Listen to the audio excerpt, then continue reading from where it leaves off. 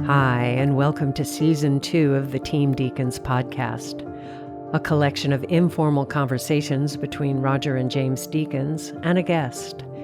We never know where the conversation will take us, so listen in and see where it goes.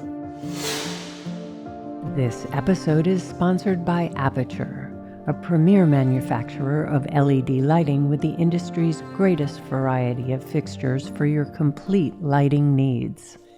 Aperture recently announced the new Storm family of lights. With LED white light quality that matches natural daylight and classic tungsten bulbs, plus extreme low-end dimming while maintaining color quality. Discover more about the new Storm lights and the complete Aperture lighting ecosystem at aperture.com. Okay, we're back for part 2 of this discussion with Joe Walker, editor extraordinaire, and we are going to get into, again, one of Roger's favorite films, Army of Shadows. Army of Shadows, directed by Jean-Pierre Melville. Correct. Wow, I got it right. And we'll do a deep dive into this film. So hope you enjoy it. Shot by Pierre L'Homme, by the way. You are just wealth of information. Yes, thank you. We'll get on with it anyway. Joe will have more to say, I'm sure. Okay, let's get started. You talk about sort of cutting the beginning of somebody's walk and the end of somebody's walk, and of course, Army of Shadows. Now there's an extreme. If I could do a very clunky transition, unlike in Cold Blood, yeah. But they really show you the guy walking all the way. And in fact, there's 2 kind of really notable scenes in that for me where he's playing with fire as a director to kind of make the audience endure what is, could be construed as boredom. It's on that level. There are 2 moments that really stick out to me in that film. One is where Jean-Pierre, the main character, Lina Ventura, where they're wrapping up their time in London. And he puts his suit back into the box in a hotel room. And I think there's a little bit of a track at the beginning of the shot, but then it stays in a wide. Yeah. And he carefully takes every garment off and puts it back in the box. He puts his new clothes on. He tries on a hat. Yep. He stands in the threshold of the doorway, and then he takes his hat off and throws it back on the bed and leaves. And then I think you hold a bit. You even hold a bit after the door's shut, Yeah, you do. Yeah, I think it's Melville's homage to his earlier film *Le Samurai*. You think? Because it's Alain Delon when he goes out and he's putting his suit on or his coat on and his hat on, and he looks in the mirror and he straightens the front of his hat. Yeah. It's all very kind of calculated process. It says a lot about the character, the meticulous nature of the character. I always thought those 2 scenes are very similar. They're dealing with different characters. Yeah, no, and he seems to delight in. There's a moment where they go in a van to try and rescue Felix from the prison, and Simon Signoret is sort of flanked by 2 people in the van, and they're waiting, and it's agonizing. You've had this whole thing where basically, they're trying to break into a prison, and the whole conversation about whether or not they're let in is behind a closed metal door, which, you cut to several times, and you can hear the argument, but not very clearly. And then eventually somebody comes out, and then just to push it all, eventually a doctor comes out, the kind of prison doctor comes out. And I just thought it was just such a choice that the doctor comes out and he goes all the way along the side of a building before then turning in an angular way to come towards camera and the van. It's like he could have gone diagonally. He could have just scuffed a couple, could have like beveled off that edge, but no, it's kind of making a statement about the kind of there's a statement being made, and I don't want to be an idiot and try and kind of nail it, but it's such a choice of kind of paring everything down, and this sort of minimalist approach to the acting, the wordless kind of scenes that he does so brilliantly. And and as you said, the kind of monochromatic look of the film, even though it's color, it might as well be black and white. It's dark teal, but there's sometimes just one little glimpse of color that isn't teal. That actually, we met Pierre Lhomme, and that is his timing, because Melville timed it a different way. And by that time, Melville was dead. And he says, I'm getting to go back in and time it the way I always wanted it. Right. Yeah, I'm not sure they always got on. I don't think anybody got on. Oh, Melville was a prickly character by all accounts. Yeah. But also the opening shot when they're sitting there and you don't know what's going on, but you know they're in German territory with the clock and sitting beside the other guy. Before the first escape. Yeah, but the whole journey to the prison from the opening where you're in the van, and stream wipers, and there's the overlay of the rain. Let's talk about the opening shot. Yeah. The opening shot, the Arc de Triomphe with marching soldiers. Yeah. Oh, all right. Oh, right. Well, that was till about an hour before the preview. That was the last shot of the film. That's one of those legends, isn't it? Yeah. Let's quickly put it in the front. And you think, well, yeah, why didn't you think of that before? But it's like just horrendous idea, isn't it? It's great. Setting it up. But that whole sequence in the rain with Gerbier being taken to the prison camp out on the road, but he's being taken by French guys. Yes. But you've already set up the Germans in the occupation, and everything is played so long. But don't you? I find it incredibly tense. Yeah. But is that just me and the kind of the filmmaking I was brought up with? No, I think it's enormously tense. It's like what he does, I think that scene, James, you mentioned, where the kind of there's a scene where he's captured and he's taken off to the Gestapo headquarters at the Hotel Majestic in Paris, and he's deep into occupied France. I mean, the South was kind of run by a proxy government, the Vichy government, wasn't it? So it was like a little bit. That was their milieu. That's where they could kind of move around, crystal radios and sort of get people out of France and then into France and things. But in the North, you feel as though you're under the kind of iron grip of the Nazis. And it's so clever, that sequence. It really is. I think it's an editing miracle. That the precision of it, and the precision of the camera work, and the way that it all seems to kind of pivot around the guard's gun. There's a guard facing two people sitting down, and they haven't even spoken to each other. There's no, that they're both facing execution just by the shots. Otherwise it's just a scene that could be in a different context. It'd be two people waiting to meet for a job interview. It's nothing is given away in the words, and then you've got that damn clock, which is the first shot of the sequence, just getting more and more deafening. And but what I'm really alluding to is the fact that it's like slow, fast. Yeah. The violence is so rapid when it happens. Yeah. Isn't it? And then you have this incredibly long shot of Lino Ventura running away, ends up in the barbershop. And you're thinking, well, the guy that he was sitting with, he set him up so he could escape. That's exactly what I was going to say. He was so fixated with survival. Yeah. He allowed this other guy to die so he could escape. You knew that's what he did. And you knew that he knew that. So yeah. Well, I think some of that kind of moral complexity of the film was like really misunderstood at the time, as far as I can understand. Yeah. I mean,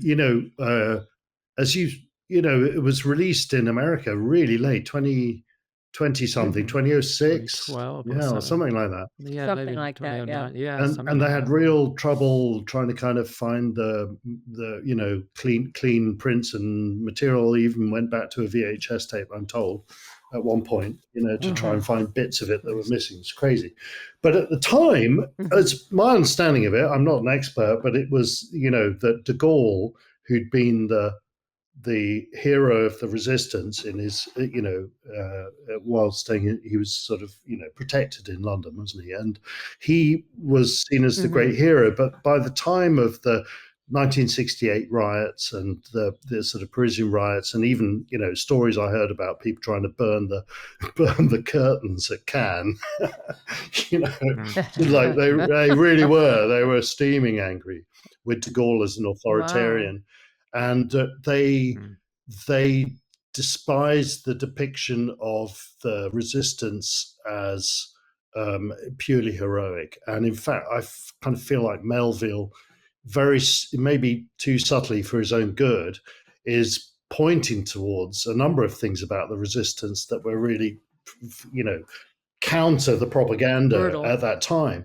That's exactly that example. It comes to mind that you never, that's a choice, isn't it? Whether it's an editing choice or a directing choice, I suspect a directing choice, is you never follow the guy that runs out into gunfire. You just hear some gunshots. Right. And then you're with Gerbier as he runs away, and you think, kind of exactly, Roger. You sort of feel like maybe that was the goddamn plan. And then towards the end of the film, you just get this sense of like, what have they achieved? They've moved a few bits of kit around the country, but they're mostly just trying to avoid, they're trying to escape a fate. And, they're also just endlessly bumping each other off. And with, towards the end of the film, it's just really shown to be a really hollow, soulless choice, that they kill Simone Signiore's character. Sorry, spoiler, but everybody's had like 70 years to kind of like look at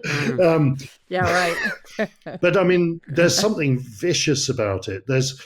I'm really particularly struck by the ending as being a little bit, it's a very subtle sign, isn't it? But there's no intimacy in the film, hardly any. There's a little bit of brotherly love between Jean-Francois and his brother Luc. There's a little bit of, there's affection, and there's affection between the men when they meet after long periods. But in fact, in terms of intimacy, the only points in the film are Simone Signoret's hand being put into Gerbier's hand after he's had a near-death experience.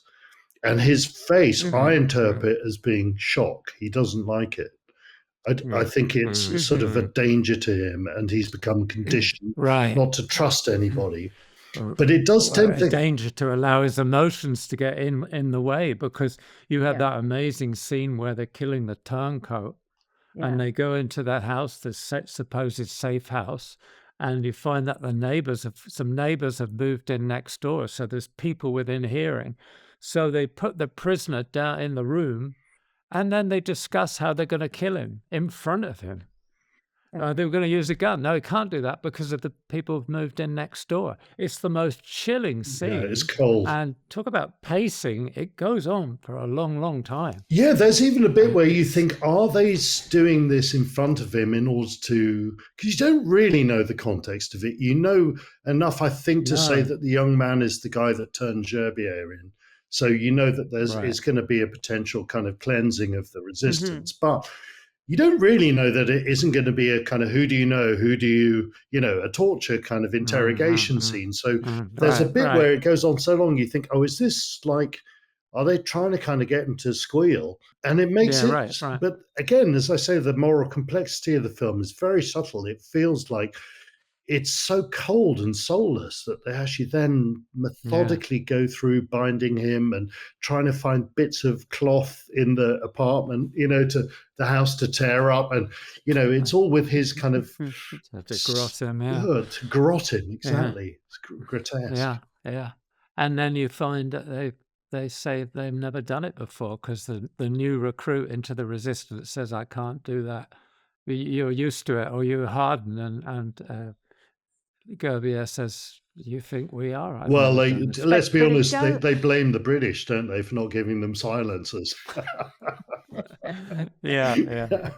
But it makes what they're doing more real. I mean, it's not romanticized. They are they're part of this resistance that is incredibly dangerous. Simone had the picture of her daughter, and that was her downfall. But you can't allow that humanity if you're going to go forward. And so they voluntarily did that because they believed, I do believe they believe in the cause. Right. Well, I think that's the really unfair thing about de Gaulle. Yeah, most Brits, my dad hated him. Mine too. And I can understand it, I mean, that was the thing. But really, the character de Gaulle in the film is just standing for free France. It's not a political message in any sense. He is the figurehead of the people that are trying to, maintain France as a free country. So I think it's very unfair to sort of pigeonhole it as a goalless, trait or something. It's funny about the intimacy. There's the other scene that really drew my attention is a scene where he's in London, and the London sequence is actually sort of compared to the rest of the film is kind of rather surreal and kind of got a comic undertone. Yeah. Like, for example, the fact they go and see they go and see Gone with the Wind. Yeah. It's yeah. But there's the scene. You almost think that Melville didn't really understand British culture at that point. It seems such a sort of Well, look, it reminds me of a family story, and it feels like he does. I think he touches on something that is, from what I've heard, very true to the time, which is my mum was like, at age 17, she got a job in 1939, can you believe, at Downing Street, and she ended up being Churchill secretary during the war. So she told me about this, something that happened to her, which was with the money that she was earning, it was the first suit that she could buy. And she was invited to a party on the South Bank, and she walked across London Waterloo Bridge, and it was in the middle of the Blitz, and it was like raining down fire. And it had been raining that day, and she looked across and she saw grown men jump into the puddles to protect themselves underneath a car. And she just sort of put her chin up and said, I'm not going to ruin the suit for Hitler, and walked through the rain of fire. It's an insane image and slightly kind of psychotic in a kind of funny way.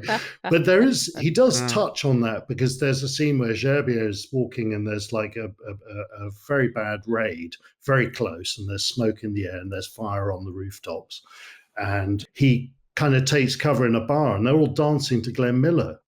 And it's significant enough for him to kind of use it. The editor uses it as a flashback when he faces near certain death at the end of the film. There's a moment where it just flashes rather kind of weirdly to the people that he saw in that room. So it's kind of got a real significance. And again, it's a little bit, what I love about Melville is he does leave things open to interpretation. You look at the guy's face, and it's not judgmental. It's more, I feel like this is the kind of world that is denied him.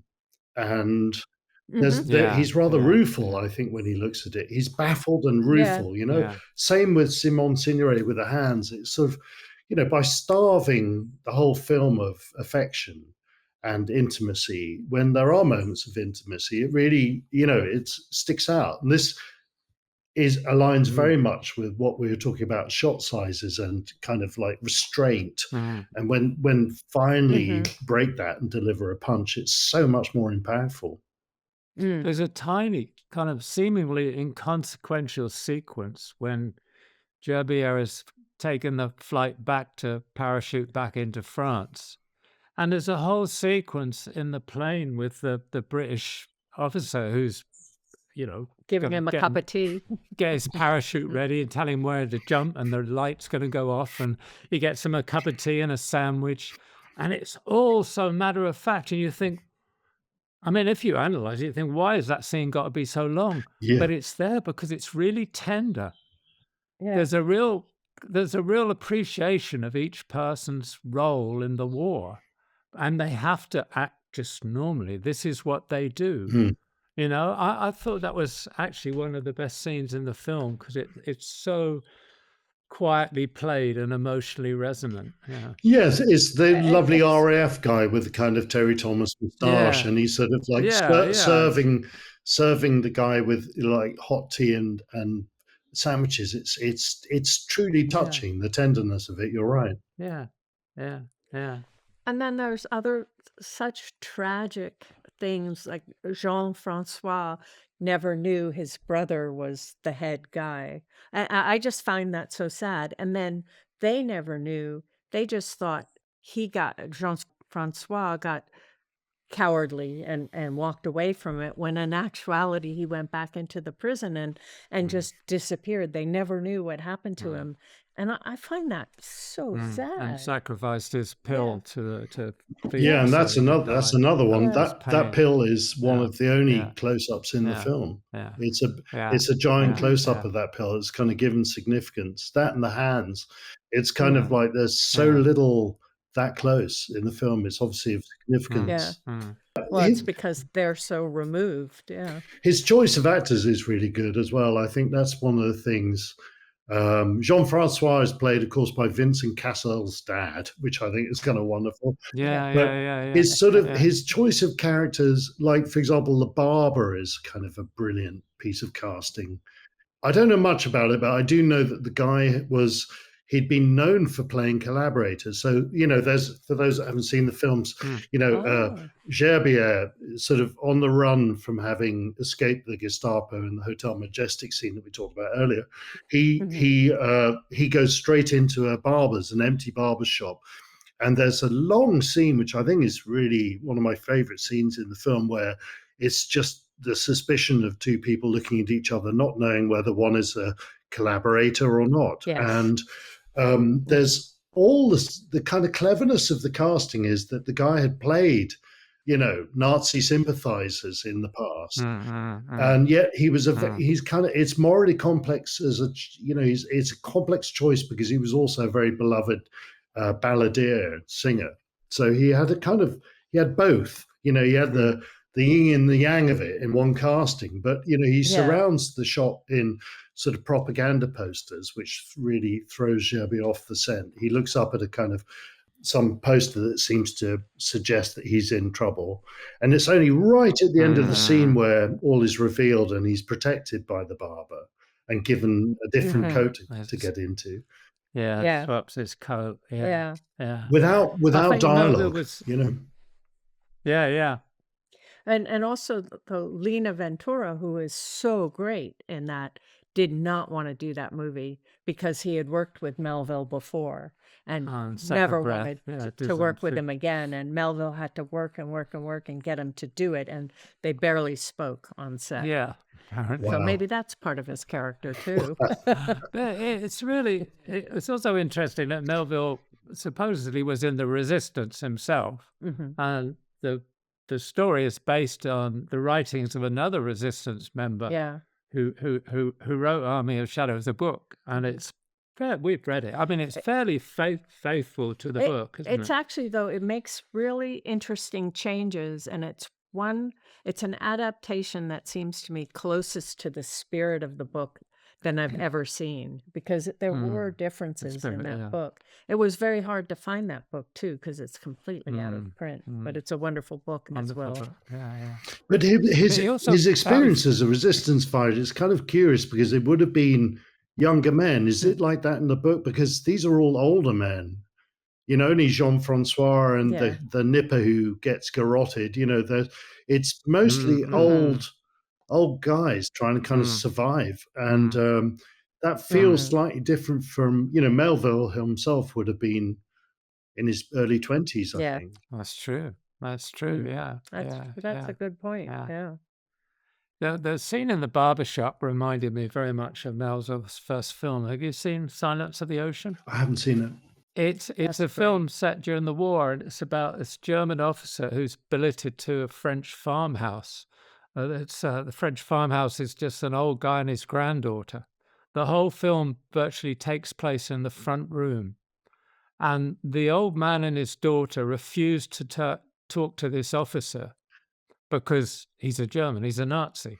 But every evening they have to cook him a dinner. So the Nazi comes back from work and sits at the table and tells them about his day. And you'd think there was nothing in this, but it's so tense and so touching. And right at the end, the Nazi officer comes back from my day and says, I won't be here tomorrow. I'm leaving for the Eastern Front. And he's basically got the death sentence because he's actually fairly left. He's not really an ardent Nazi, and somebody's found it out. So they're sending him to Russia. And he says all his goodbyes to the old guy and the daughter, and he's walking out there, and the guy says goodbye or something like that. Just one word, and it's so, doesn't it? It really hits you at the end of the movie. There's this whole dismissal, but by the end you realize, yeah, they're poles apart, but they're human.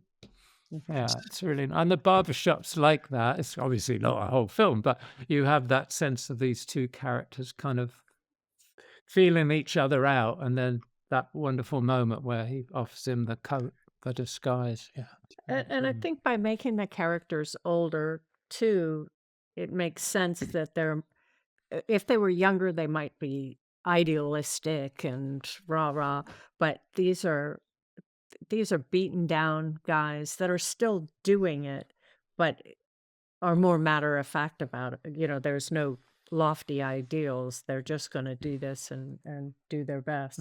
It feels more dogged, doesn't it? Dogged, Yeah, pursuit, dogged. That's the word. yeah. Yeah. Melville apparently was in love with American gangster movies and film noir. And you can tell it by the hats. And Yeah, the but and his gangster movies are to die for, aren't they? Dirty Money and Red Circle and stuff. But it's interesting. You think he had seen In Cold Blood because this is 2 years later. I mean, how much do you think there's interchange of ideas between filmmakers? Well, I think the whole French New Wave were like really obsessed by gangster films, and Melville, and they all were, and even his just choice of the vehicle sometimes, and I mean, in Army of Shadows, all the hoods are going around in sort of long jackets with hats, and getting out a Citroen, beloved of both the Gestapo and the gangsters, it's kind of Chicago-esque feel to it all. And I think, I don't know, that infuses them both, doesn't it? There's a strong element of the kind of film noir in both films. It's kind of a neo-noir, isn't it? If we're going to put our finger on it. There is, isn't there? And I kind of sometimes and he spends so much time, both films spend a lot of time looking at vehicles moving, and people transporting. I mean, in fact, all of Army of Shadows is just one kind of transportation between one safe house and the next. And, you have these sort of long things, like, for example, there's the exchange of cars after Simon Signoret saves him from the kind of shooting range scene. They transfer, and it really looks as though it comes straight out of an Al Capone film. There's no disguising it. There's there's a real predilection for that. The sort of gumshoe feeling of the amount of time, people are traveling, and I don't know. Both films have got that. In Cold Blood as well. It just features planes, trains, and automobiles they're really kind of interesting looking cars and wonderful locations. It's celebrating Americana.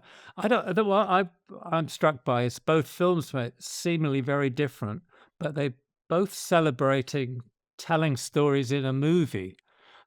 Some scenes are realistic and played quietly, and the lighting might be very naturalistic, but they have the essence is very much, you're watching a story. We're telling you a story. This is a movie. You know what I mean? And you're taken in as though you're in another reality, which you are in both cases. It's not somewhere you're familiar with, especially Army of Shadows. I mean, this is a world you've never seen before in any other, French resistance movie. This is totally different. So, Well, in many ways, it's that approach to minimalism, which is a kind of minimalism is on the rise, and it was in musical terms, it led to things like Philip Glass and Steve Reich, and, of saying, if you, like Philip Glass, is that thing that if you have like one thing chugging along for a long time and it's kind of quite compelling, and then when there's a massive change, it's ecstatic. It's ecstatic. It creates, you're looking at, in every respect, these films are kind of very conscious of the fact that if you restrain certain things and draw attention to one small thing, it makes the whole thing sing. So that might be the choice in production design terms, like the safe house where they strangle the kid in Army Army of Shadows is like it's one color as far as I can tell, apart from one little bit of glass, which is sort of got some yellow and some blue in it, and it's a cinematic only language. All that it's writers can do their best to convey these things and describe them, but we have the power to kind of make them felt. Yeah. You mentioned the scene where Gabriel's he's in jail and he's gonna all the prisoners are taken down the long corridor to confront this this shooting range, basically. Firing range, yeah. The whole build-up with the flashbacks of his life going by is intensely musical. Yeah. And it's the first time you've really had kind of complex, kind of classical music, I guess it is. I can't remember. But it's very loud. And then the camera pans to these Germans with their machine guns, and you realize this is going to be like they got to do a chicken run, basically. And the music stops completely. It's dead quiet. I mean, it is so profoundly shocking what you feel, because it's you've heard what happened in the war, but this is like, whoa, And then he doesn't run. Then you have this voiceover. He's not going to give them the satisfaction of him running and then being able to shoot him. He's not going to do that. But he does. And then he does for another moment of life, for another minute of life, because he's human after all. Yeah. Yeah. But that saves his life, because if he hadn't have run, he wouldn't have escaped. It's kind of interesting, isn't it? Because it sort of really makes, I mean, I think by doing those flashbacks, I've got a hunch that they weren't intended. I think that they... Yeah, I agree. Yeah. Because there's even one shot of it that it isn't even a flashback. He hasn't experienced it yet. There's a shot of the book, and that's the giveaway to me that it wasn't for Thor, because it actually belongs to the next sequence in time. It's when he's in the safe house and he's been left the books by this kind of philosopher, Luke. So it felt like they was, I don't want to be rude, and maybe I got it wrong, but I felt like they were scrabbling around to try and extend that sequence, to try and make it, to amplify the sense that this is it and this is the end. And but it works, so why not? It kind of does. And the music is a little bit, I watched the film, and I kind of honestly, I look at the film with a little bit, I used to write music and did some drama and lots of documentary and an endless amount of children's programs with trombones when people's trousers fell down. And it's fascinating. We should do a podcast on that. Yeah, really. Please let's not. That kind of cutting. but so I sometimes look at a film like that and I go, where, how do you even start? It's the hardest thing on earth to be a composer, I think. It's like, we all have difficulties, but those guys, they come in, the ladies and gentlemen of the composing department have to land their plane at exactly the right pitch, at the right time, at the right incline, or else they're going to crash and burn. And how do you even begin to think about what music is appropriate for a Melville film? I think it's way more challenging. I mean, Quincy Jones does an absolutely sensational job on In Cold Blood. And both films really know the power of not having music. They both use that to great effect. Something I've always loved is the absence and what that says. But honestly, it's sort of, he's having to square some genre difficulty there. All this gangster stuff lends itself to a kind of slightly melodramatic music, which he does kind of succumb to a lot in Army of Shadows, I think. And he's also trying to kind of play a historical beat. So there's, there's a famous revolutionary chant, a sort of resistance chant, which is referred to in the theme. The first 5 notes are from the chant, which you'd recognize, but they're quite common notes. So it's not like entirely there. So he's sort of bending that way a little bit. You can't, in a way, what he's providing is the high drama that's going on that isn't being shown. It feels to me like Melville's made his choice that he's going to make this whole thing about the extraordinary hidden within the ordinary, that it's all, the whole sequence where he arrives in Paris, Jean-Francois arrives in Paris and then pretends to be in a family to avoid the Gestapo guards, and actually even escapes, somebody opening his suitcase and then hides in an antique shop. It's all sort of like everything. Sort of the ordinary world is the kind of it's the setting. And as a composer, he Mhm. has to kind of show the high drama that's going on inside their minds. And it's actually kind of rather, Mm. it's a good use of music, I'd say, because it's kind of showing you something that isn't already there. There's nothing worse than music that's Mickey Mousing the event, unless it's a cartoon and you're just doing it for, thrills and spills. It's you really want your music to be kind of putting blood in the veins of a film and stopping them being about sequences and shots and start it being about feelings and moods and things that you might not, be seeing. The music is like really special. For my taste, it's too much. It's kind of very melodramatic, but as I say, only because I look at the film and I think I just absolutely wouldn't know which way to go with this if I was hard to do the music. Yeah, it's very interesting that In Cold Blood was made the same year as Bonnie and Clyde, and Army of Shadows was made the same year as The Wild Bunch. Yeah.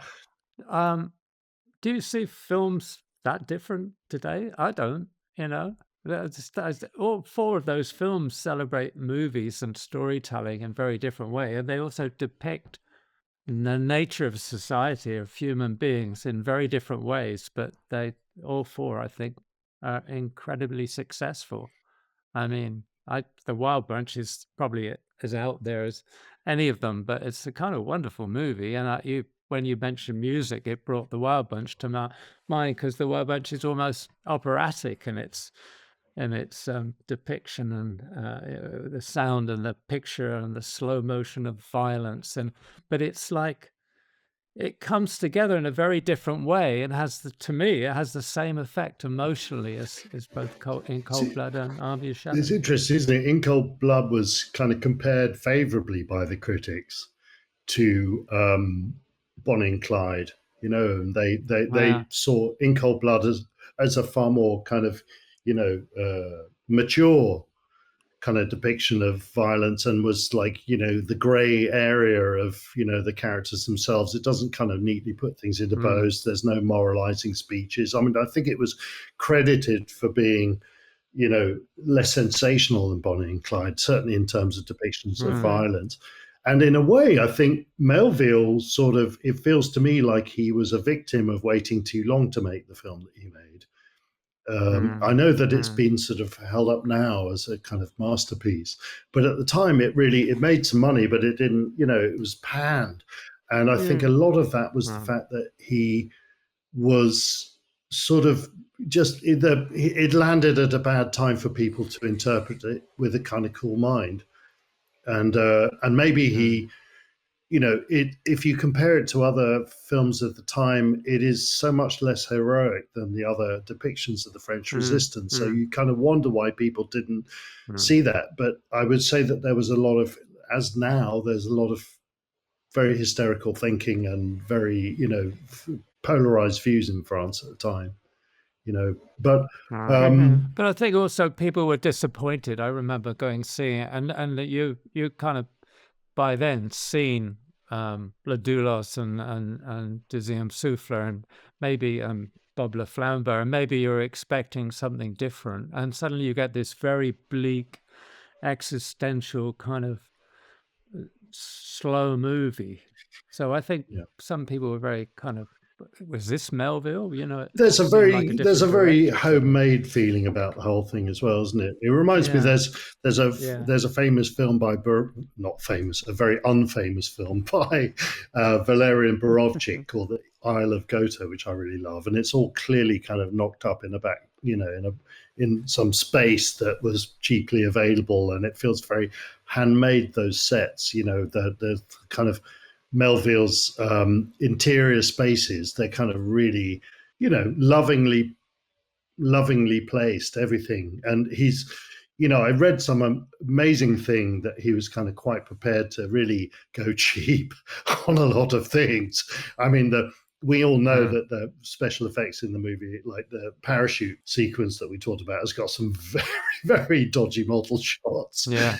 Very dodgy. There's even a street scene, there's a scene in a bar where Yeah. Jean-Pierre and Felix meet, and they go outside to be able to talk in more, and not be overheard. And the story goes that he wanted the unit to move and shoot in a street. He'd found a street that was perfect for the scene. And everybody said, you're never going to be able to kind of like erect the lights in time. And that's to light a whole street is a big deal. And what the hell are you talking about? So he got a photographer to go down there and photograph the walls. And then they blew it up and stuck it in a studio, and the actors walked past it. And the giveaway is that they walked past the same door twice. Right. And the shadows never move, right? There's no parallax at all. So it's kind of, he was quite prepared to kind of like, be cheap and cheerful in his, that's the confidence of the man, isn't it? He knows what's important to the audience, and that's not what's important. Story is important, Yeah, it just shows you too that you don't need all the extra stuff if you're strong on story.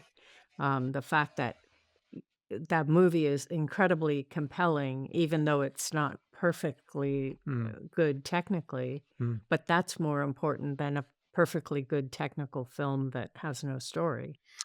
Yeah, I think if you made it today with AI and everything was perfect, it couldn't be any better. It might even be distracting in some sort of way. Yes, because it's just the kind of quiet kind of sort of homemade kind of quality of it actually maybe is it's part of its strength in some strange way. It's curious as well, isn't it? I just return a little bit to the kind of confidence of the director to be able to kind of play things out as long as he does. It's kind of like it reminds me a bit of watching, like Tarkovsky is a similar deal. I think sometimes that, Solaris and these are films that they're kind of slow, but in a really interesting way. And it's almost like an antidote to what's around us at the now. It's almost imperative that you try watching those films. I kind of like a great believer. Me and Denny often talk about the film gods, slaughtering goats to the film gods. And I'm sure he would have done with you. And it's like a little bit like, what does that mean? It means that you try and vary your diet a little bit, and you subscribe to the Criterion channel and Mubi, and you try and watch some of these slower films and see what it does to your brain that's different. And I just know, I think Melville pushes it now with modern eyes. I feel like he's pushing at the edge of boredom. He is pushing.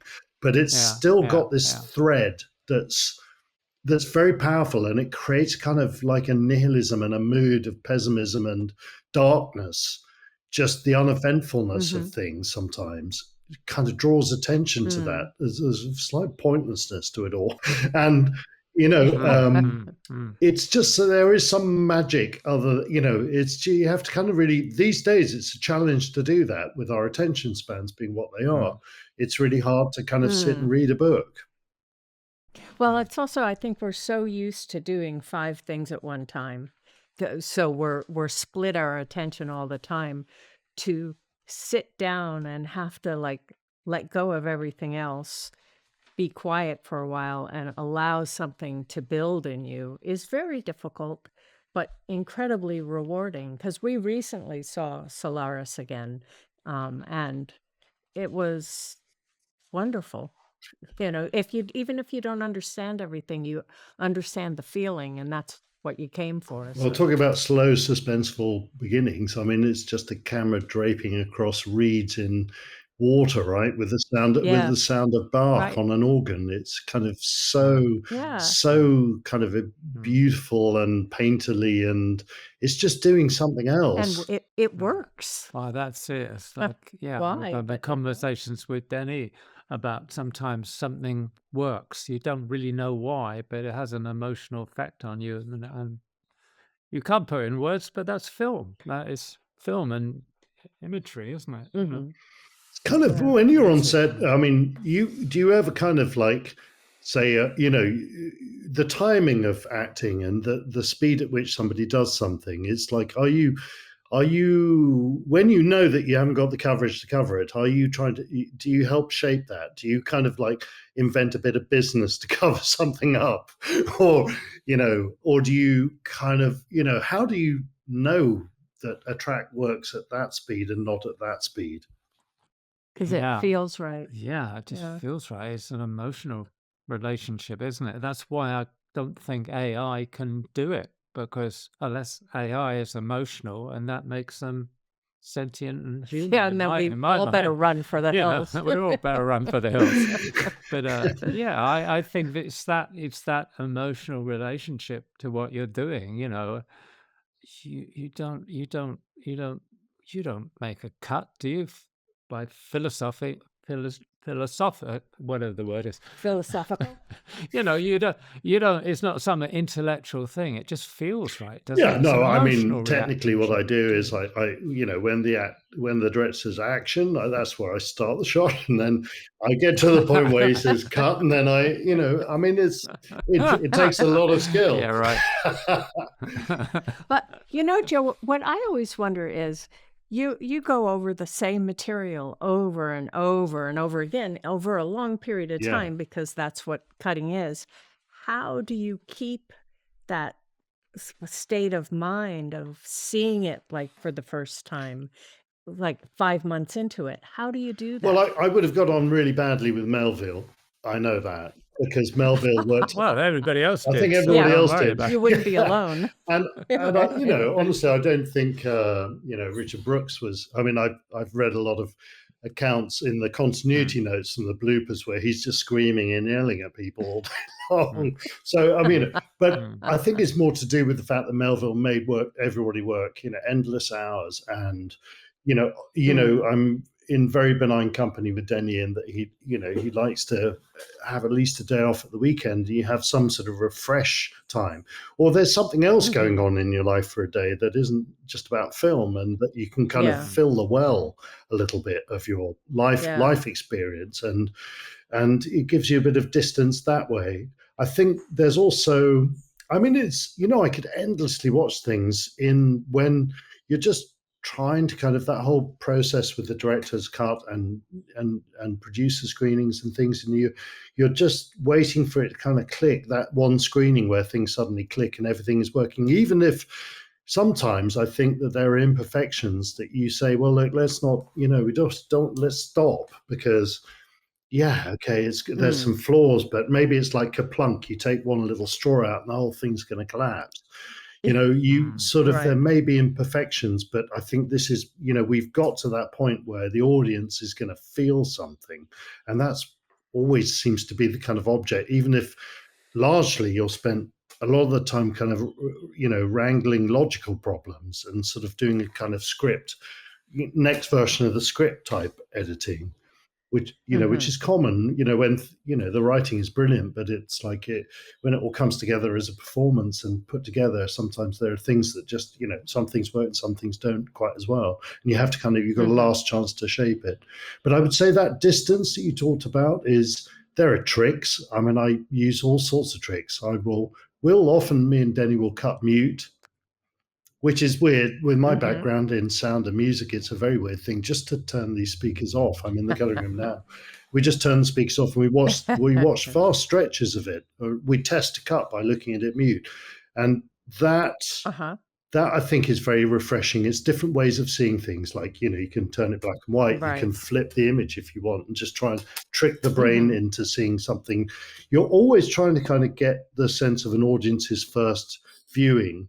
And of course, there is only one first viewing, and for an editor, and you have to kind of be very alive. That's one of the reasons why I say I miss that kind of communal act of looking at the dailies together, because it's felt like it really helped focus that first reaction, and yet you could balance it with the things that the filmmakers are trying to kind of avoid or kind of enhance. And normally it's a chance for somebody to kind of pass on their enthusiasm for a particular take that you might not have given the benefit to.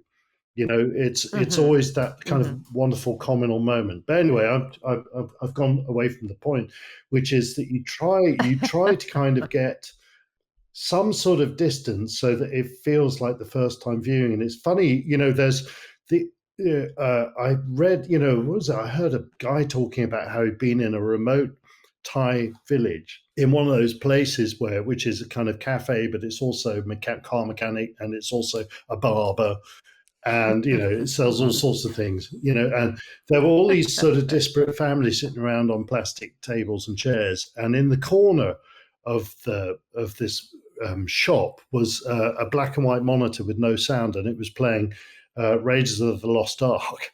And he said the extraordinary thing was that even without sound, and even with a bad picture, and even black and white, people were kind of glued to it, and silent and glued to it, because the storytelling is so strong. And you get the same thing when you sit sometimes in an airplane, you look across and see what people are looking on the backs of seats. And if you're not careful, you end up sucked into watching like the first 15 minutes of a film, without, it's just a sort of abstract thing. And you're always aiming for that kind of efficiency and strength in storytelling. And so I don't know, it always feels like I could watch it endlessly, but when it clicks. Yeah. Yeah. Well, good. I think we've covered quite a bit. Oh, it's a joy to talk to you guys. I was thinking of you. Yeah. That was great. Roger, I went to the National Film School and did some teaching there. And they were they were at pains to point out that you were in the first class in 1971, and that the story I was second one. You were in the second class, right? Wow. Yeah, right. Apparently, is it true that they handed you blankets because the heating was on the blink? Yeah, and he had no place to live. I was in the second year. I got rejected the first time I applied. They don't like to talk about that. I didn't get any grant. I didn't have any money, so I kind of squatted on a floor in an empty building with a few other students, and it was really cold. So they eventually got us blankets and then beds, and then they actually cleaned the toilet, so we had somewhere to wash and shave and whatever in the mornings. It was basic. Were you watching these films when they came out? I mean, it's like you would have been quite young then, but 67 and 69. 1969 was my second year at art college in outside Bath in Wiltshire, and it was really great because there was an art college in this little town, Corsham. Some guys had made this little theatre, so they would show movies late at night, and at weekends they would show like 3 Sergio Leone westerns, or 3 westerns anyway, So I saw all kinds of amazing movies there. I think Army of Shadows, though, I saw in London one time a bit later, but I can't remember. But I remember seeing The Wild Bunch while I was at art college. So somehow I discovered 1969's films, and you look at it, it was Z, it was They Shoot Horses, Don't They? I think it was the best year of filmmaking in the history of cinema myself, 1969. And it was like incredible. Incredible. Z was cut by the same editor. You know that? Françoise Bonneau. Yes. Yeah, she won. That's right. I think she won. Yeah, she worked with Costa Gavras for 30 years, and she did Missing in 1982. Yeah. She won an Oscar for Z, and she cut The Tenant for Polanski. She was kind of quite. I mean, I've got a big, shout out to Françoise Bonneau, because she was the daughter of Melville's editor. She wasn't his editor, and I think the mother, there was a kind of schedule conflict, and she stepped in, but she was 28 or 29. She was like, it's so mature. Amazing. Army of Shadows, the way it's kind of, she handled a beast of a director. She's in the film, by the way. She plays the secretary. Oh, yes. Which is really... Yes, in the casting office or whatever it is. Very glamorous, a very glamorous editor indeed. Yeah, pretty good, eh? Pretty good. But you saw some of those films. Would you be watching on 35mm? Oh, yeah. I was in a proper cinema. It was like a little art cinema. I say it was only there because the student body we had nothing to do in this little town outside of Bath. So we'd be watching movies on the weekends and sometimes during the day. And then when I went to film school, then it was really interesting because we had film studies with a documentary director, one of his famous documentaries was called Song of Ceylon. It was a film about Ceylon. I forgot his name now. Damn stupid.